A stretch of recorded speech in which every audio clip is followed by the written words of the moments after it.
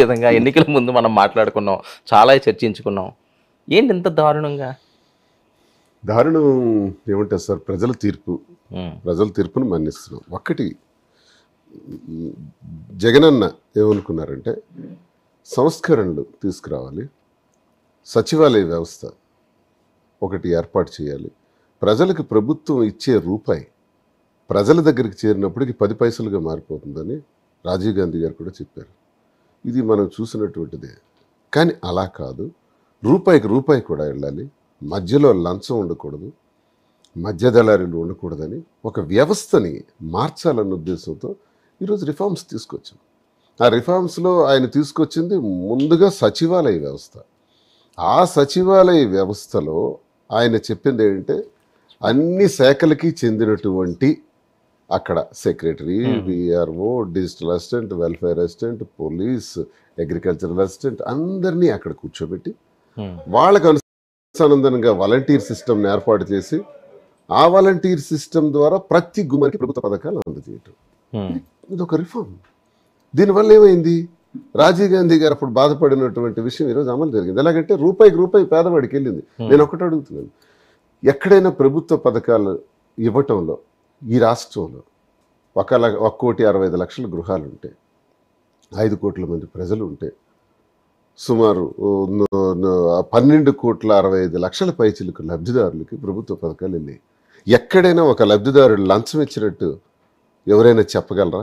లేదు. వైసీపీకి చెందినటువంటి నాయకుడు లంచం తీసుకున్నాడని ఎవరైనా చెప్పగలరా? లేదు. ఈ రెండు సక్సెస్ అయినామంటే ఆ సంస్కరణ వల్ల ఎంత మేలు జరిగిందో ప్రజలకి మేము నమ్మాం. ఎస్, మంచి చేశాడు జగనన్న. ఓన్లీ సంక్షేమమే కాదు, అభివృద్ధిని కూడా చేసుకుంటే ఇన్ని జరిగితే 4 తీసుకొచ్చారు, 8 ఫిషింగ్ హార్బర్లు సార్. మరి ఎంత మంచి జరిగారని వాళ్ళు భావిస్తే ఎంత దారుణంగా ఉండదు కదా, ఫైట్ అన్న వాళ్ళగా. ప్రతిపక్ష హోదా లేని పరిస్థితి అసలు ఊహించారా మీరు? ఒక్కటే సార్, నేనేమంటున్నానంటే చంద్రబాబు నాయుడు ప్రజలకు మోసపూరితమైన మాటలు చెప్పాడు. ఇప్పుడు మేమున్నాం, అమ్మఒడి ఇవ్వగలం అని చెప్పాం.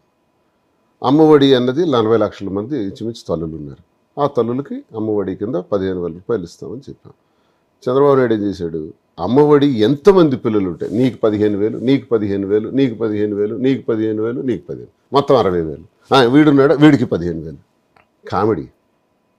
ఇలాంటి ఎద్దవ మాటలు చెప్పి దుర్మార్గమైనటువంటి ఇలాంటి మోసాలతో ప్రజలకు మోసం చేస్తే ప్రజలు ఏమనుకున్నారు, జగన్ ఇస్తే ఒక్కళ్ళకే ఇస్తారు కదా, చంద్రబాబు నాయుడు ఇస్తే అందరికీ ఇస్తాడు కదా, 60,000 ఇస్తాడు, నలుగురుంటే 60,000, ముగ్గురుంటే 45,000. బాగుంది ఇది, ఓకే. 18 సంవత్సరాలు దాటిన ప్రతి మహిళకి 1,500 రూపాయలు, నిరుద్యోగ భృతి 3,000 రూపాయలు, 20 లక్షల పైచలకు ఉద్యోగాలు, ఇవన్నీ చెబుతా. రైతు భరోసా 20,000 రూపాయలు. అంటే మేమిచ్చిన మేనిఫెస్టో బడ్జెట్కు అనుకూలంగా ఆర్థికపరమైనటువంటి ఇబ్బందులు రాకుండా, ఇప్పుడు ఫర్ ఎగ్జాంపుల్ మన రాష్ట్రానికి 5 లక్షల కోట్లు అప్పు ఉందని నిర్మలా సీతారామన్ గారు యావరేజ్గా, నేను ఫిగర్స్ కరెక్ట్గా చెప్పట్లేదు, మీరు 2,76,000 కోట్లు చంద్రబాబు నాయుడు తీసిన అప్పని ఆయన హయాంలో, జగన్మోహన్ రెడ్డి చేసింది 1,66,000 కోట్లు. మరి 1,66,000 కోట్లతో చంద్రబాబు నాయుడు కన్నా తక్కువ అప్పు తీసుకొని ఇంత చక్కగా ఈ స్కీమ్స్ అన్ని ఇవ్వగలిగినప్పుడు, ఇదే స్కీమ్స్ అయితే నేను మెయింటైన్ చేయగలను, ఇంతకన్నా నేను మెయింటైన్ చేసే పరిస్థితి ఆర్థికంగా ఈ రాష్ట్రానికి లేదు అన్నది ఆయన అంచనా. అదే మేనిఫెస్టోలో జగన్మోహన్ రెడ్డి గారు చెప్పారు. గత పాలనలో జరిగిన అరాచకాలు అవనియండి, లేకపోతే హత్యలు అవనియండి, లేకపోతే చాలా మంది ముఖ్య నాయకులు ఆ నోటి దురద అన్నది చాలా ఎక్కువ ప్రజల్లోకి వెళ్ళింది. ఏంటిది ఇంత దారుణంగా ఉంది అని చెప్పి నెగిటివ్ చేశారు, అందుకని ఈ పరిస్థితి అని కదా. ఇప్పుడు ఈ వాగ్దానాలే మీద ప్రధానమైనటువంటి ప్రభావం చూపించింది సార్. రెండోది ఏంటంటే, మీరు మా డైలాగ్ అంటున్నారు. ఇప్పుడు నేను మాట్లాడుతున్నాను, నేను కూడా ర్యాష్గా మాట్లాడేవాడిని గడిచిన దీనిలో. ఇప్పుడు ఎందుకు భాష మార్చాను, అవతల వాళ్ళు ఆడే మాట బట్టే నా బాట కూడా ఉంటుంది. ఇప్పుడు మార్చకపోతే ఊరుకుంటారండి. నేను ఖాతరు చేయను, నేను ఎవరికి భయపడి, ఐ డోంట్ కేర్.